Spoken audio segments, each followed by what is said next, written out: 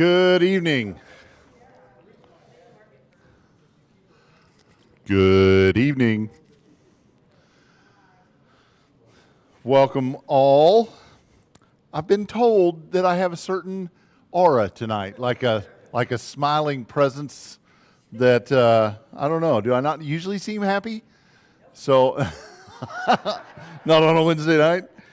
No, yeah, you're not allowed to answer. All right. Half day of school tomorrow, but the 8th graders were gone after Monday, so I'm basically done. It's great. It's great to be alive. Yeah, so year 15 is in the books of teaching for me, so that's a good deal. Couple of announcements as we begin. I'm anxious to hear a report from the Curls about their Lads to Leaders experience last weekend, and I think we'll get the opportunity to talk to them at some point about that. Coffee in the Country will take place for the ladies June 14th at Julie Porter's house. And we have one circles coming up this week, Sunday night. So talk to your circle group leaders about those plans. Saturday, June 7th is men's breakfast. I know we've talked about some possible summer things to get on the calendar. I predict that there will be a homemade ice cream night sometime along the way, maybe a couple of them if I can swing it. Corn party will be on the calendar before you know it. So we'll right now the calendar looks a little blank, but there's stuff in the works, so we'll get them on there. I do have a couple of announcements I'm supposed to make tonight. Left my phone somewhere. It's upstairs, I think. Vicki Settle texted that Andy LeDuc's mother passed away today. And so remember the LeDuc family in our prayers, and that's all the information we have at this time about that. And then Patrick Berry texted me today. His wife Chelsea had surgery, I think carpal tunnel surgery today, and that went well, and she is home and recovering from that. I asked Patrick how he was doing. He's recovering well, he said, from his neck surgery that he had recently as well. So, but continue to remember Patrick and Chelsea in our prayers as they recover from their various surgeries. Any other announcements that we need to make tonight? Vicki Settle has back surgery next Tuesday. Okay.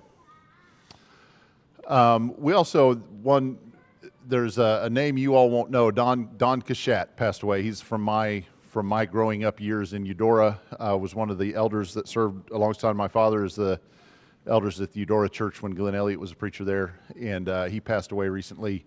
The funeral will be next week. Up in Baldwin, but he was very influential on me in my younger years, especially. He told me I was going to preach when we didn't have after Glenn left and we didn't have a preacher and they were getting men to preach. He told me I was on that schedule and I wasn't very happy about it. But Dad said he put you on there, you're going to do it. So he kind of started this whole thing for me. So he's very influential to me. I don't know if you guys appreciate him for that or not, but he kind of pushed me in a direction that I didn't think I wanted to go, but now as an adult I look back and I'm thankful that he took that interest in me and gave me that influence. So the Cachat family was influential to me in my growing up. So, all right.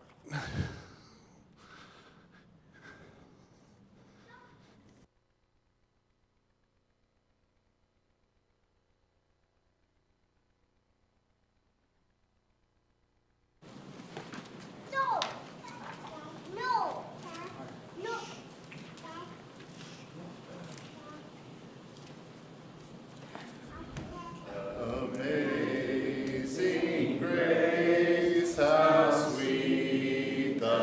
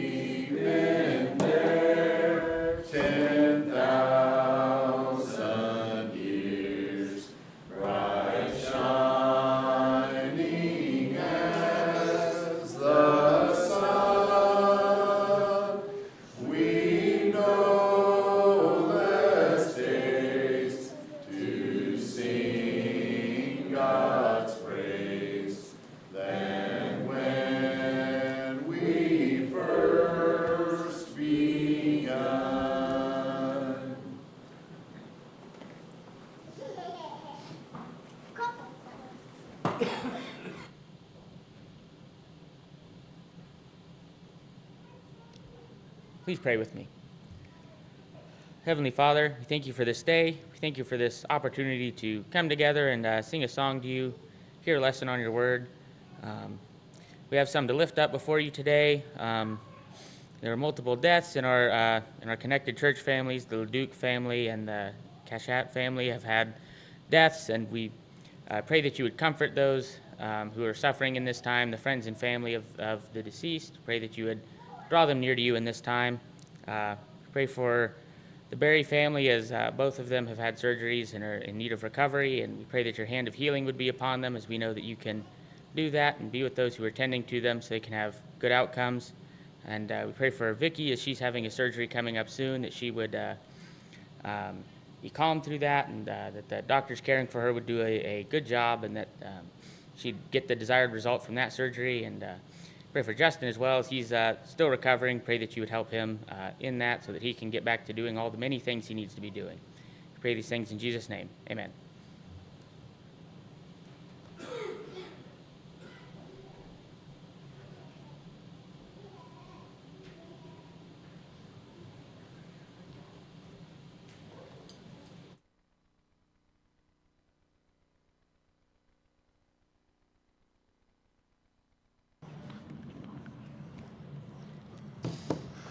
Well, good evening. Good evening. How are you faring? Well, what's the word here? Thanks to, I was going to say thankful to, that doesn't sound right. Thanks to, again, the witch doctor chiropractors, I am doing fantastic.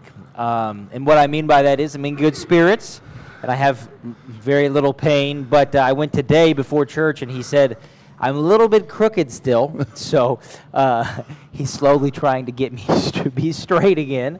But I feel pretty good, so we will truck on. How are things? I've heard there's glad tidings. Glad tidings of great things. Summer is almost upon us, and so we are... We'll get done with summer. Tracy's parents will be on the way out here tomorrow, be out here Friday, and we'll have lots of summer projects to do, and they'll be here to visit. So say nice things about me to my mother-in-law, please, so she'll believe them. Because when I tell her, I'm not sure she believes me, how great I am. But, well, see there, Tracy tells her too. All right, so, all right. But it'll be good to have them here to visit. Well, we're studying Judges. I don't know if the testimony of a woman counts. Oh, man. I didn't say that. Can we scratch that from the video? Well, that'll come up next chapter 4. It's a big deal with the next female judge. Well, no. And are you going to be here next week? Probably. Bye. I could have handled that fine without that introduction. All right. Okay. Well, today we are in, got to do maybe, I got to click the right button. There it goes. There we go. Now I can use any button. Once I get the right button, I can use any button. So we are in Judges chapter 3 tonight. We have finished basically the introduction to the book of Judges. Chapters 1 and 2 really, I think, serve as an introduction to the period of the Judges, the time of the Judges, the format or the cycle that we're going to see of living in peace, then not living in peace, then crying out to God, then God sending our rescuer, and the kind of that cycle repeats itself over and over through the book of Judges. So we're introduced to that, the idea of that cycle in chapter 2. We're given some background and kind of some lay of the land, literally and figuratively, lay of the land of how the tribes have settled and kind of where the pockets of resistance still reside, and who's having success and who's having some failures, and what things are leading to success and what things are leading to failures are all introduced in those first couple of chapters. And now we're going to kind of settle into a cycle or a system of evaluating how the people are doing and what they're doing over the period of the Judges here as we get into these names. So, without further preamble, we will jump right into chapter 3, and we'll look first at verses 1 through 6. Now these are the nations which the Lord left to test Israel by them. That is, all who had not experienced any of the wars of Canaan, only in order that the generations of the sons of Israel might be taught war, those who had not experienced it formerly. Those nations are the 5 lords of the Philistines, and all the Canaanites, and the Sidonians, and the Hivites who lived in Mount Lebanon, from Mount Baal-Hermon as far as Lebo-Hamath. They were for testing Israel to find out if they would obey the commandments of the Lord, which he had commanded their fathers through Moses. The sons of Israel lived among the Canaanites, the Hittites, the Amorites, the Perizzites, the Hivites, and the Jebusites. And they took their daughters for themselves as wives, and gave their own daughters to their sons, and served their gods. Okay, so I know you won't be able to read the specific names, but we've got some arrows on there that give at least a few of the names that were mentioned in those first couple of verses that give you the kind of the scope, the breadth of what we're talking about. We're not talking about, there's one little pocket of resistance where they found a foothold in the middle of the nation and everybody else is living in security. We're talking about all the way down from, let's see, there it is, from the Philistia down here, the Philistines. There's Sidon right there, which is one of the cities that was mentioned. Here's Mount Hermon, which actually was a prominent and important place. And then all the way up here is Hamath. So all those places are mentioned, as well as some others that sometimes we don't know exactly where they're at or what exact cities they are. So finding them specifically on a map isn't always possible. But I don't think those places are mentioned for strategic significance other than the fact that their names we're going to see from time to time through these stories, as well as the fact that it runs from the top end of the nation down to the bottom end. It runs from the east to the west. It's everywhere. They are living amongst the people that God told them to drive out, or maybe the other way around. The people that God told them to drive out are living amongst them. However you want to say that is probably accurate. But they are surrounded, and so it's pervasive. Now, 2 times in that passage, God mentions. He gives a reason 2 times, and maybe a third, maybe another 2 times he says one thing and 1 time he says another, if I can say it correctly. So he mentions in verse 1 that these were left, why? To test Israel by them. And then verse 4, what does it say? They were for testing Israel. And so, Justin, you talked a little bit about the difference between testing and tempting. And that the idea there that when God tests us, there is the opportunity to succeed. There is the opportunity to do things right. And so when Satan tempts us, he expects us to fail. God does not tempt, God tests. And when God tests, he always provides a way of escape. He always provides an avenue of righteousness by which we can proceed and make it through that test. Whereas when Satan tempts us, he always tries to cut off those avenues of righteousness. He always tries to cut off the appearance of there being any way of being successful. And so in all of these things, even in the midst of this description, that they are surrounded by all of these people, it is a test. Is there an opportunity to pass that test, to be successful in that test? Well, is God still their God? Is the covenant still in place? Is this still the promised land? Is God still faithful? Yes, to all of those. And so is there the possibility, the opportunity that they can pass this test? For sure. They could continue to be obedient. They could continue to, or maybe begin to be obedient, maybe begin to follow God's will. And God will honor what he has told them he will do. And so this is a test. Chuck. Do they have written Moses' written word at this point? I mean, because God told him to write down,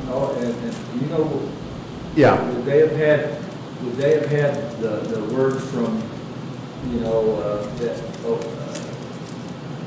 There- from back when they were Yes. on Mount Nebo or Mount, and all this about Mount Sinai, yeah. about Yeah. the curses and the blessings. Mount Ebal and Mount Gerizim, yes, they would have had all of that. That would have been a part of not just their verbal traditions and their passed down stories that they were supposed to share with one another, but that also would have been a part of their written record, their written documents that they would have had. Now, how common it was for people to possess a copy of that or be able to read it, but they had a priestly class of people that would have been educated, that would have been able to share those things with them, and that was the job of the priests, was to propagate that message, to teach the people, to inform them about those things. And so they would have had access to the stories for sure. They also would have had a priestly class of people that were supposed to be teaching them these things. My mind went up to that. It's like, you take, when you're talking about testing, I was thinking of teachers who tell you that there's going to be a test. Yes. And they tell you what's going to be over. So in order to, you're talking about passing the test, however you say, I can't remember now, but anyway, in order to do this, you have this material that you're supposed to study to help you pass this test. Mm-hmm. Israel has got these traditions handed down, the word of Moses, Right. and everything, so they know what they're supposed to do. Yeah. In order to pass the test that God has given them about these outside nations, they can learn from the Word and from traditions what it is that they're supposed to be doing. Exactly. There's a great example of this thing just in one of our next stories that we're going to get to hopefully tonight, where that exact thing is one of my thoughts that I've got in the slides. So hold on to that till we get to Ehud, because there's a prime example of that very thing in the story of Ehud, I think, that we'll bring out then. So the other thing that is mentioned, so that twice it's told that it's for testing, but then there's another purpose given for why these people are left in the land. Verse 2, they were left here in order that the generations of the sons of Israel might be taught war. Huh? Why, if they're being brought into the land of promise, the land flowing with milk and honey, the place that was supposed to basically represent paradise to them, would God want them to be versed in war? And why would it be a good thing for God's people to be experienced warriors? You got to protect what God has given them. They've got to have a warrior mindset, I suppose, against the forces of evil that are going to be trying to reclaim that which they feel has been taken away from them. Because once again, we kind of look at this through, I know I do, it's like, okay, they're supposed to go in and drive all these people out. Did those people want to leave? Did the Canaanites want to go find a new home? Did the Hivites and Perizzites and Jebusites and all them, did they want to go find a new place to live? No. This is where our generations are. This is where our family plots of land are. This is where our heritage is. It's where our home is. And so, unless they kill them all, the idea of driving them out just means that there's a group of people who might be over there somewhere, but they want to come back. And so they need to be prepared to protect themselves against those who would try to reclaim what was taken from them. And so there is some benefit that is played out here for us about being prepared and able to defend what God has given them. So I think that's just an interesting little side note, or almost a footnote in the text there that is added for us for a reason that some of these are left behind. So it's for a test, it's for their training, it's for their experience, so that they can learn to recognize evil when they see it and fight against it. And that's a good thing, to be able to be prepared for that. What else? Do you have anything to add Well, to that section? I put all my stuff for this section on the next slide, so it's all was kind of wondering. jammed Okay. together. But in this one, I did want to say that up there, the scope from the edge of the water to the, I don't know what to call those things, but the river that runs from the Dead Sea. So you see the Dead Sea, and I mean, it's kind of hard to see because it's really blue and small. But Right here. that is about 50 miles, about 30-some miles from the edge of the sea into that Dead Sea. There's not a lot of space that you're looking at there. I mean, it's quite tall, but again, I mean, this is a very probably, maybe 200, 150 miles long by about 50 to 100 miles wide square you're looking at. So, I mean, it's not a very large place. This isn't like, oh yeah, Kansas and Oklahoma, and these people are way over there. I mean, they're like 30 miles where there's an enemy camp over there, and there's 30 miles and there's an enemy camp over there, and there's maybe 50 or 60 miles to the furthest north camp of the enemy, and they're spread all out and among the people. And yes, there are lots and lots and lots of people living here. You know, I think that during the time of the Exodus, there were millions of Israelites that would come and settle this land. Thereabouts with, you know, you take the book of Numbers and then you kind of do a little bit of gymnastics to get to about 2 million of here are the men, here are the women, here are the children. And so there are a few million people that are settling in this region, but the enemies are close to home. They're not. It's not like oh yeah, that's their problem over there, although it may seem that way. These are very small, a small Right. area to have this many enemies in. Yeah. True. All right, next, just verses 7 and 8 here. Then the sons of Israel did what was evil in the sight of the Lord, and forgot the Lord their God, and served the Baals and the Asheroth. Then the anger of the Lord was kindled against Israel, so that he sold them into the hands of Cushan-Rithshathaim, king of Mesopotamia. And the sons of Israel served Cushan-Rithshathaim 8 years. They had to throw that in there twice. That's why I'm glad you do all the reading. Okay. So, Cushan Rishathaim, whatever, the name of that, his name means double wickedness. And so, some of these names, and we'll talk about another one or two as we move through even chapter 2, sometimes the names might be more epithets from the Israelite standpoint of this is what we call him because he's, you know, that's to us, he is double wickedness. But it's doubtful that his own people called him double wickedness. And so it's probably a nickname that was given to him. There is no known historical record of a Cushan Rishathaim from Mesopotamia. And there are lots of known rulers of Mesopotamia from, you know, in that general time frame. And this one could be one of those that the Mesopotamians had their own name for, and the Israelites just called him double wickedness because he was so mean to us. And so we'll see how we'll see that maybe play out another time or two as we move through these books.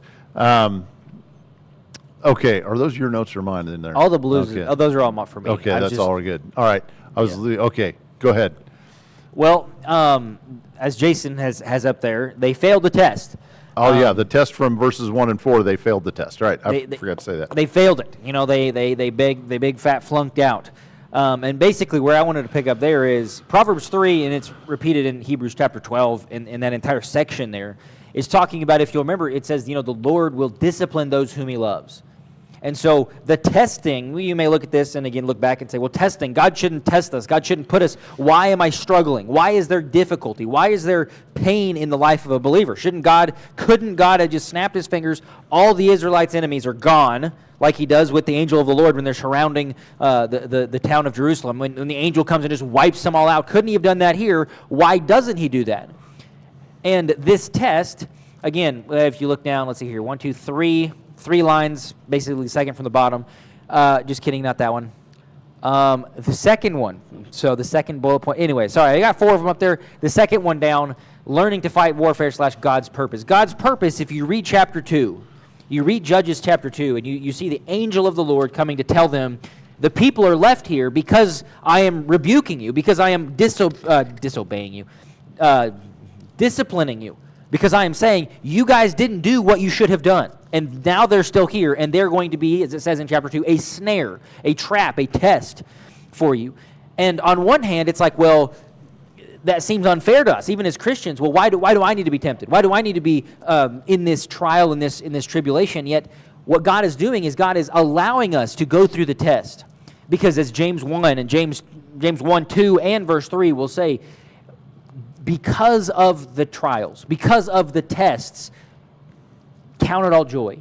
Because the tests, through the tests, James 1 verse 2 and following will say, through the tests, you will gain perseverance. And through perseverance, you'll gain character. And without the tests, there was no growth. Without the tests, as Paul will say in elsewhere, you are not silver refined by the fire. If you're not refined, you're still left in a slag conglomeration. There needs to be fire. There needs to be a testing of the Lord. And so when we go through times of testing, of trial, of temptation even, again, I think the Lord is sending tests, not necessarily tempting us, as James will also say. But when we're going through those times, it's not necessarily that we should look at this and go, God, why me? But God, thank you for this opportunity to grow my faith. Rather than using this as a time to look at how difficult life is and how God isn't showing up for us, we can say, hey, look, God, I am allowing this situation to refine my faith. I'm allowing me to be a person of faith. And as we see in this period, they didn't do that. They didn't do that. They didn't allow it to refine them. They did not continue to obey God in the first place. But then they allowed, third bullet point, they allowed the wickedness of the surrounding nations to influence them, to corrupt them. It wasn't that, hey, we can one day drive them out and one day complete what God has told us to complete. Or maybe their idea was maybe we can assimilate them to our culture. But both of those things, whether they would have been God-honoring solutions or not, both of them did not occur because the Israelites did not pursue the Canaanites that were left there.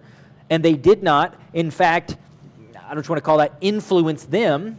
And the opposite of corrupt, I guess they didn't purify the surrounding neighborhoods when they married in. You know, we stopped in verse 5 of chapter 3, verse 5 says, they lived with him, chapter 6, they took their sons as wives and their daughters they gave to their sons, and they served their gods. They didn't say, okay, hey, we can intermarry and you serve our God.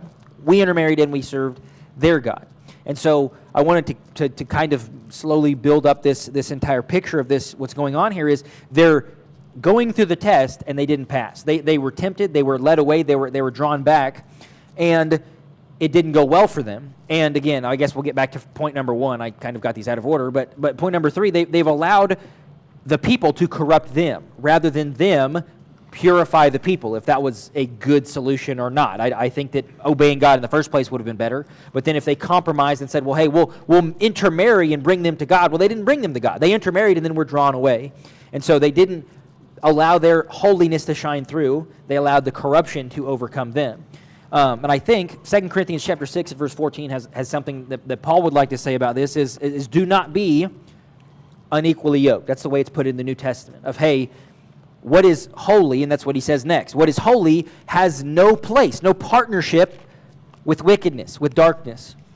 Light has no communion with darkness. And so when you're choosing when to marry and who to bring and create a family with and to leave and cleave, as Genesis 2 talks about, do it with someone that will push you toward godliness, will push you toward holiness, not draw you away. Because as we see, it is far more often the case that the righteous spouse be drawn away than for us to hopefully someday, one day, and prayerfully, I'm not saying that your situation is doomed if that's where you're at, but it is far easier before you've made the decision to say, you know what, I am going to guard my heart. That's point number 4, guard my heart.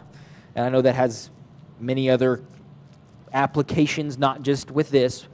But Solomon in Proverbs 4:23 would say, guard your heart. Do not let your heart, in the first century world, do not give your heart away. Do not become interwoven and do not become in love and engaged, and do not allow your heart to wander off after ungodly people because 1 Kings 11 in verse 4 says, Solomon, 1 Kings 11:3 has all these wives, all these concubines. And verse 4 says, and they led him away. Even the wisest man in the world was led away by his wife, was led away by his wives. And so I implore you, before you've made the opportunity, the decision, join yourself, marry someone who has a heart for God, a servant heart, and one that will help you find Christ. And for those of us who do have a spouse like that, let's praise God and constantly remind them, hey, I thank you for choosing me, and I'm thank you that you are my partner in walking toward Christ together. And so that was, let me see here, most of my last 3 points. Well, I'll just follow up on that last part about it's almost the initial sin. There's the sin of idolatry, but that goes hand in hand with the intermarrying with the people. That's how the idolatry was introduced, was through the intermarriage. And then if you go all the way to Nehemiah chapter 13, this is after the Babylonian captivity, and the people are supposed to return. And this is one of the later returns after the temple has already been rebuilt, and now they've gone back, and Nehemiah rebuilds the walls of Jerusalem. Nehemiah 13, verse 23, in those days I saw also that the Jews had married women from Ashdod, Ammon, and Moab.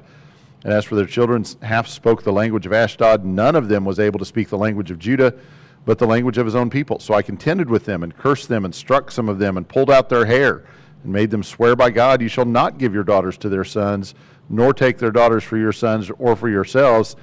In verse 26, did not Solomon, king of Israel, sin regarding these things?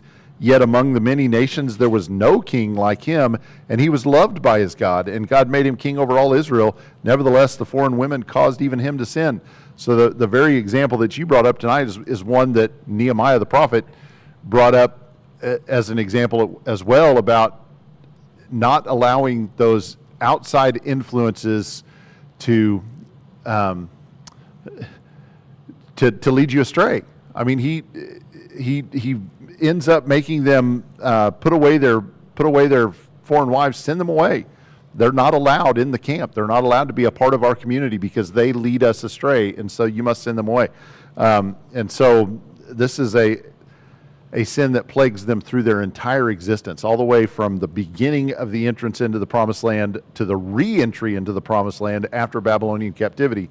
And it continues, I think, to be a problem even amongst us as God's people today, that we unequally yoke ourselves together at times, whether it's through marriage or through partnerships or through business dealings or through friendships or whatever it may be, where we end up acquiescing and yielding what God calls us to be in the interest of trying not to offend somebody that we have developed a friendship with or feelings for or a genuine love for.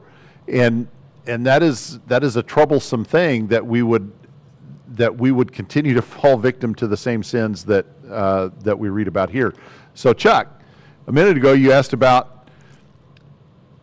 do they have it written down where they know what they're supposed to do? Yes. Do we have it written down so that we know what we're supposed to do? It's right here. We've read it. We can read it all the way through Old Testament several times to New Testament several times. And do we still struggle with the same things? Yes. We still struggle with sin the same way that they struggled with sin. It might look different because of our modern times or because of the culture that we live in, but the general idea of falling victim to those sins or giving, I don't want to say falling victim because we're not victims of sin, we are perpetrators of sin, but giving in, yielding to sin is a problem for us just like it was for them. Okay, so go ahead. Before we move on, I wanted to circle back around because I've trying to get into all of my thoughts really quickly on each of these points where I think that there are great applications for them, and they're in trying to draw the bridge to great applications for us. This funny fella's name, and he's going to, I mean, I don't know why the judge's writer did this, but he names Cushan Rishathaim. I don't know how to say his name yet. But 4 times, and he just keeps saying it. But where was he the king of? Mesopotamia. Mesopotamia. Now, what is What is Mesopotamia? Where, I mean, obviously we don't really need to know where that is, but does anyone have any idea of another Bible character from Mesopotamia? If you look in Acts chapter 7 in verse 2, when somebody's about to be stoned for this sermon, he starts his sermon off and he says, hey, y'all know about Father Abraham who had the many sons. And Acts chapter 7 and verse 1 says, the high priest said of these things. So verse 7, Stephen said, hear me, brethren and fathers, the God of our glory appeared to our father Abraham when he was in Mesopotamia before he lived in Haran. And so Father Abraham, this is where we're descendants of descendants of descendants from. I mean, obviously Abraham was quite a ways away. But, I mean, I would say I would be remiss if I was not I would be remiss as a preacher if I wouldn't say, hey, look at this. I mean, you were called out of this people. You were called out of this nation. You were called from there. Your father Abraham was a part of it, and I made a covenant with him to draw him from there and put you in the land of Israel, but in the land of milk and honey, in the promised land. And you're in the promised land now, and yet the thing that you left has come back and has conquered you because you have not followed God. Wow. And I don't know if you guys are already smelling what I'm stepping in, but I mean, this is what we're doing as Christians, is we've been called out of the world. We've been called out of wickedness and sin, and we've been called into God's glorious kingdom. And yet, while we're in the kingdom, we sometimes look over at the sin of where we were and think, that's pretty good, or that we find ourselves falling back into the same patterns and find ourselves being ruled by the same things that we've been called out of. And so I think as the Israelites here, we're being called, hey, once you've left your sin behind, as Paul will say in Colossians and in many different places, put to death your sin. I know it's going to continue to come up and come up and come up, but put it to death. Do not fall back into sin, brothers, but continue in faith. Do not fall back into the things you've been called out of, because like the Israelites, you've been called out of Mesopotamia, and yet Mesopotamia is ruling you right now because you turn away from God. So, do not fall back into, do not like a dog go back to its vomit. Jason already mentioned this, but I think the learning to fight is something that God's purpose, we talked a little bit at the beginning, wasn't necessarily just a, hey, I'm punishing you now, but it was also that testing purpose. And I think that's what the warfare symbolizes for you and me. That was the ultimate application that I had from that point, was we are in a spiritual battle right now. We are battling for our lives, for our souls, and God is wanting you to learn warfare. You to learn what it means to battle. You what it means to go through those tests and those trials so that your faith may stand secure. And so, again, God is allowing them to learn warfare because they have to learn that they have to protect and they have to fight the evil forces that are in their lives and in ours as well. And so we need to learn to fight. I think they allowed the world to corrupt them. If you read verse 5, it sort of sounds, and I know this is a total hyper-spiritualization of what verse 5 is talking about here, but read with me verse 5. The sons of Israel lived among the Canaanites, the Hittites, the Amorites, the Perizzites, the Hivites, the Jebusites, and it seems like the list of the others goes on and on and on and on and on. And I think that's where we find ourselves today, is we are outnumbered by the world. The world's corruption, and that kind of goes into the third point there, the world's corruption is constantly around us. It is constantly available. It is being pushed on our social media, on our phones, on the electronics that we do, the TV that we watch, the politics that we're in, the coworkers that we have, the people that we live around. There is a corruption that is constantly trying to seep into our lives, and we need to be on alert, and we need to be vigilant about staying in the light and walking in the light and not allowing ourselves to be not necessarily pulled to their level, that sounds bad, but to be drawn out of the light, to be darkened, as it will, because of the corruption that is going on around us.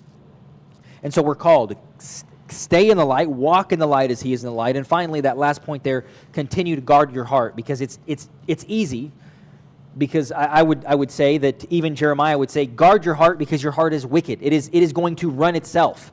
You know, there's not just threats without, but there's threats within as well. There's corruption from influences without, as not Aesop's fable. I always, they taught me that in school growing up. Aesop's fable was bad company corrupts good morals. Well, that's what Jesus said. So it's from Jesus, but they repackaged it so they could say it in school. But guard your heart, because from without their influences, but even from within. Our own heart, our own struggles with sin, our own temptations, even there we're going to find corruption and being drawn away. So do not return to the sin that you were called out of. Fight to remain in the light. Fight to remain uncorrupted, and fight to stay pure. And those, I think, were the 4 points that went along with the thoughts that I had for this section. I know it was very long, totally verse 8, but I feel like that was a very good way of making this story mean something to us. Well said. I don't have anything to add to that. Or I've already added all I want to. All right. You're going to make me say it again, aren't you? Verses 9 through 11. When the sons of Israel cried to the Lord raised up a deliverer from the sons of Israel to deliver them, Othniel, the son of Kenaz, Caleb's younger brother. The Spirit of the Lord came upon him, and he judged Israel. When he went out to war, the Lord gave Cushan-Rithshathaim, king of Mesopotamia, into his hand, so that he prevailed over Cushan-Rithshathaim, so that the land had rest for 40 years, and Othniel the son of Kenaz died. All right. The positive outcome of discipline. So God tested them. They failed the test. God sent discipline through a foreign king, a foreign power. We talked some about that last week, even looking at the prophet Habakkuk and the questions that he asks about how can God justify using an evil force to correct his people? Well, God's just in whatever he does. So Habakkuk just kind of sits back and waits for that answer, knowing that God will approve himself. And so the discipline is extended through that double wickedness king, but it has the outcome that God desires. God's desire was to turn the hearts of the people back to himself. And after they suffered for 8 years under Cushan-Rishathaim, what did they do? They cried out to God. Well, that's what they were supposed to do in the first place. And so we could have avoided the 8 years of mess if they had done what they were supposed to do in the first place. But after they kind of come to their senses, I guess, if you will, and return to God in the way that they should, then God sends a deliverer. How did Othniel succeed? He succeeded through the power of the Spirit of the Lord. And that's an interesting phrase, one that we spent last year studying, the idea of the Spirit and how the Spirit interacts with us and how the Spirit blesses and how the Spirit operates. All those things were things that we talked at length at various times last year about. And I told you at the very beginning of that study that at the end of this year, I'll still probably have more questions than I have answers. And I still have more questions than I think I have answers sometimes when it comes to discussing the Spirit. So how did the Spirit operate in the pre-Christian era? Well, he helped Othniel. He did something, and it was by the Spirit's power that Othniel was successful in, whether it was the military campaigns, whether it was the peacetime oversight of the people that kept them on the straight and narrow or kept them on the right track for those 40 years of peace that they had during the remainder of his life, or whatever it was. Through the Spirit, Othniel was able to gain success. While you're talking about that, the last thing I put on the list, Zechariah 4 verse 6 says, then he said to me, this is the angel is speaking to him. He says, this is the word of the Lord to Zerubbabel, saying, not by might nor by power, but by my Spirit, says the Lord of hosts. And that I felt was a good tie-in verse. It wasn't necessarily by Othniel's own might. It wasn't necessarily by Othniel's own wit that this occurred, because as we'll see here, God can use the unlikely, the overlooked method to secure his people. So while I'm sure Othniel was a great tactician, he was a very strong man, a very mighty warrior for God, it wasn't because of his arm, his strength, that the day was won. It was because of the Spirit of the Lord was upon him. Othniel was faithful. We see him in chapter 2, or in chapter 1 rather. What was he doing at the end of chapter 1? Or I guess it's the middle of chapter 1. It felt like the end after we got through chapter 1, but the middle of chapter 1, what does Othniel be doing? conquers, where did he conquer? Kiriath Sefer, verse 12. So that, and then he got to marry Caleb's daughter, Aksa. which would have been his cousin. Something like Yeah. something. I mean, but Aksa, I don't know if we were having a girl, we might have considered Aksa. I don't know. That's a pretty strong biblical name. But anyway, okay. So Othniel was faithful in a little, faithful in few things, and we'll see here in chapter 3, faithful in much. He was faithful whether he was under the command of Caleb in that time, or under his own commander, or being the leader himself. He was faithful in these situations, and it's been speculated that not only is he first because he's first chronologically, but also because he's a model judge. As we get closer to the end of the book, one of the ways that Judges has been oriented, I guess, is the morality, the spirituality of the judges slowly goes downhill until it's eventually in the trash can, when Samson is like, oh, he's saving Israel, but he's just a mess of a person. But you can kind of see a few of the differences between Othniel and Samson here. Of Othniel, who was Othniel's wife? We just talked about it. Aksa, and was she faithful? From what we know in chapter 1, we can assume so. She went to her dad Caleb and said, hey, give me this blessing and give me the water. She was the woman with the wells. And so Othniel was faithful. His wife was a faithful Israelite as well. And so it's like he's a model judge. And you get to Samson and you see how Samson, his wife or wives, Philistine, yeah, we're not faithful. We're not part of the people. We're not helping him as well. So there are many different compare and contrast here. But Othniel is faithful. He's a model judge, and I think that's one of the reasons there's no criticism given of Othniel in Scripture. So the timeline is interesting because Othniel is still alive at the end of this. So it seems as though this marriaging dealio, where we start giving each other in marriage, happened within the lifetime of Othniel. So it wasn't like a generation or two go by and now we're ready to marry into these people. It's like we're the ones that conquered it, and then our daughters or our granddaughters are going to be married into them, or our sons or our grandsons. I mean, it's that generation, one removed potentially, or thereabouts, one removed. Othniel is still alive. Othniel gets married to Aksa in verse 1 or chapter 1. And then in chapter 3, they've already fallen away. They've already been given in marriage, and Othniel's still alive. And then after those 8 years, Othniel is still available to conquer the land. So, I don't know, again, I'm not going to speculate on the approximate timeline, but you back up, Othniel could fight the battle to win his wife at Kirish something or another. I'm not very good with saying these names. At Kiriath Sefer. He's able to fight the battle there, so he's around, 15 to 20, or even older than that.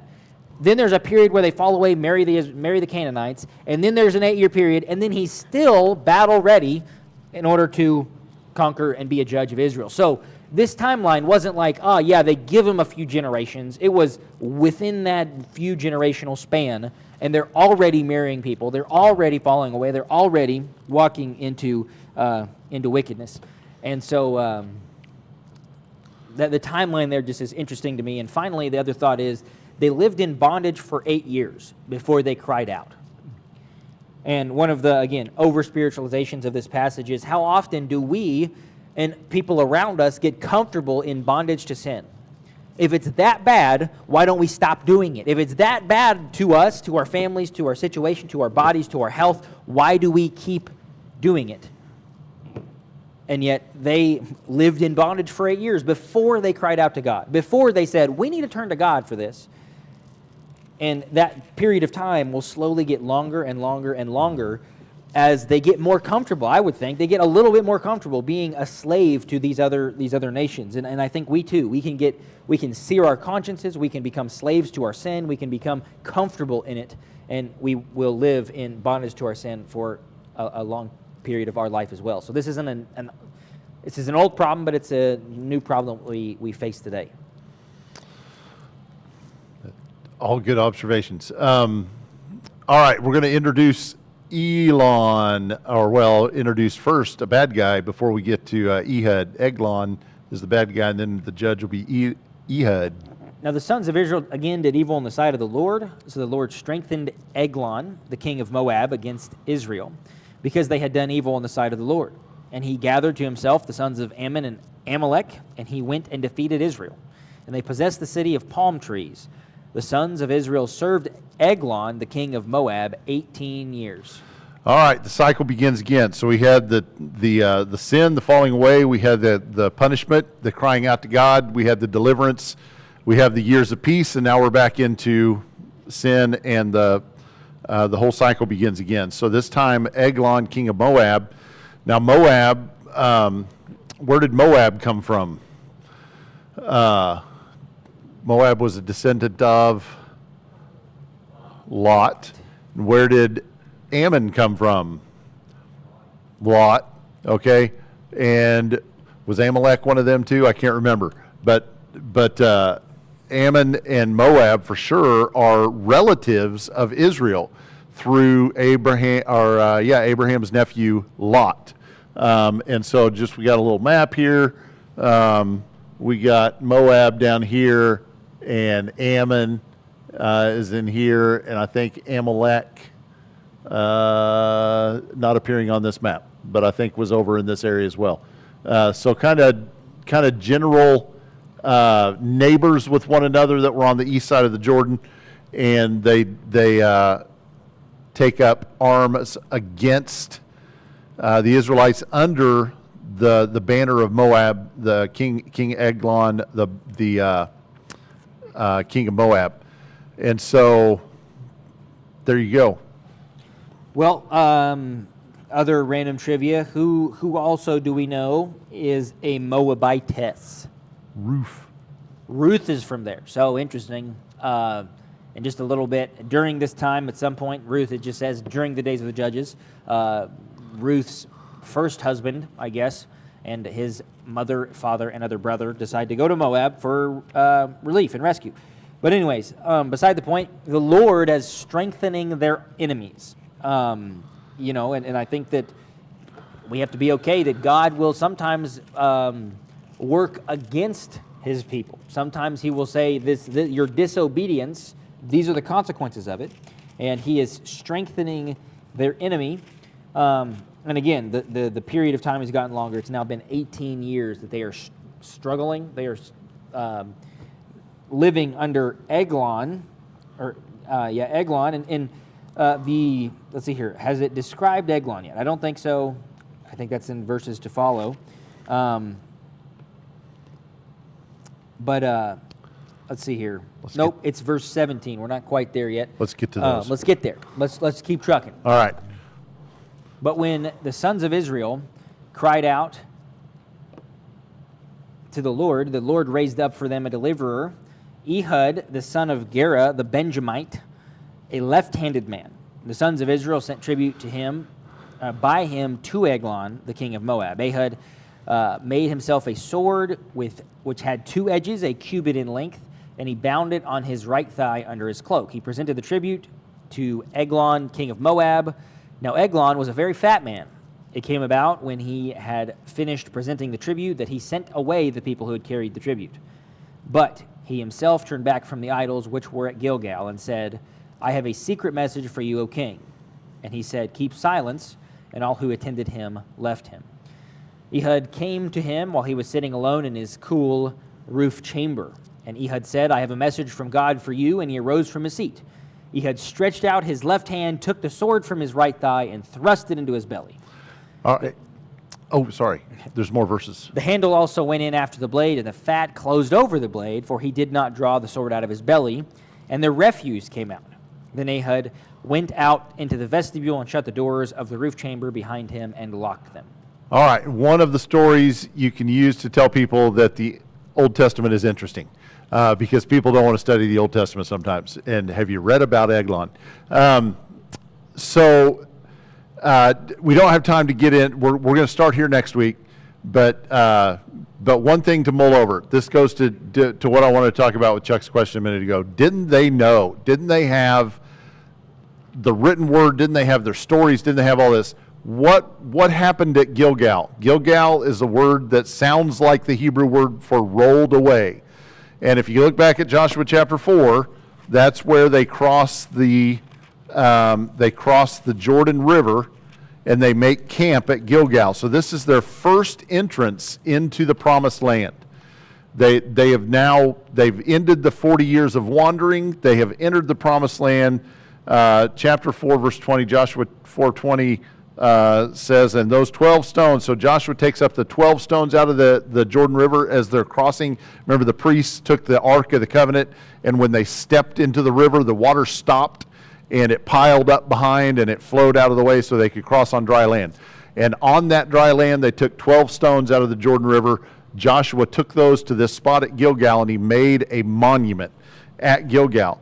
And that was for their remembrance, so that they could look at that monument that Joshua had built, and they could remember that story of God bringing them into the promised land after rescuing them from Egyptian captivity, after making the covenant with them at Sinai, after they're wandering in the wilderness for 40 years, and now they've made it to the promised land. Here is a physical monument to remind us of that. And then in chapter 5, verses 9 and 10, here's where we see the naming of that place. While the sons of Israel camped at Gilgal, they observed the Passover on the evening of the 14th day of the month of the desert plains of Jericho. And on the day after the Passover, on that very day, they ate some of the produce of the land, unleavened cakes and parched grain. It's 40 years to the day after their deliverance from, they left Egypt on the night of the Passover, right? And now their first night in the new land at Gilgal, what do? They observe the Passover. You can't miss that detail. This is Gilgal. This is where God rolled away the reproach of their slavery and brought them into the promised land.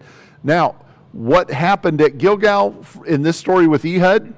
Ehud had just been to give the evil king Eglon the tribute in Jericho. It says City of Palms. That's where Ehud was at, or Eglon was at. City of Palms is Jericho. And they had not rebuilt the walls yet, so now it's not called the walled city, it's just the City of Palms.